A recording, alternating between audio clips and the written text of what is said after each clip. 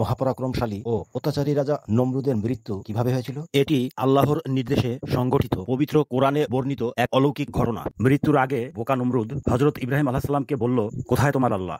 কোথায় হে ইব্রাহিমের আল্লাহ? এসো আমার সাথে যুদ্ধ করো। আল্লাহ তাআলা নমরুদের সঙ্গে যুদ্ধ করতে এক ঝাঁক মশা প্রেরণ করলেন। ক্ষুদ্র এই মশা বাহিনীর আক্রমণে নমরুদের বিশাল সৈন্যবাহিনী ছিন্নভিন্ন হয়ে গেল। নমরুদও এই ক্ষুদ্র মশা বাহিনীর আক্রমণের ভয়ে যুদ্ধক্ষেত্র ছেড়ে পালালো, কিন্তু তাতে কোনো লাভ হলো না। কারণ ছোট্ট একটি স্ত্রী মশা ঠিকই নমরুদের নাকের মধ্য দিয়ে তার মস্তিষ্কের মধ্যে অবস্থান নিল এবং আল্লাহর হুকুমে সেখানে বসেই ওই ক্ষুদ্র মশাটি অনবরত নমরুদকে কামড়াতে লাগলো। মশার অত্যাচারে অতিষ্ঠ হয়ে পাগলপ্রায় নমরুদ নিজেই নিজের মাথায় আঘাত করতে লাগলো, কিন্তু ফলাফল শূন্য। মশার কামড় চলছে তো চলছেই। মাথায় আঘাত করতে করতে রাজা সাহেব তো ক্লান্ত হয়ে পড়লো। কোনো উপায় না পেয়ে পাগল রাজা তার এক সৈন্যকে ডেকে বলল, একটি মুগুর দিয়ে আমার মাথায় আঘাত করো। রাজার হুকুমে সৈন্য একটি মুগুর দিয়ে নমরুদের মাথায় প্রচন্ড আঘাত করলো, আর তাতেই নমরুদের মাথা ফেটে চৌচির হয়ে গেল। অত্যাচারী রাজা সাথে সাথে মৃত্যুর কোলে ঢলে পড়লো। আর এভাবেই পরিসমাপ্তি ঘটলো 400 বছর ধরে পুরো পৃথিবী শাসন করা মহাপরাক্রমশালী ও ঘৃণিত রাজা নমরুদের কলঙ্কিত অধ্যায়।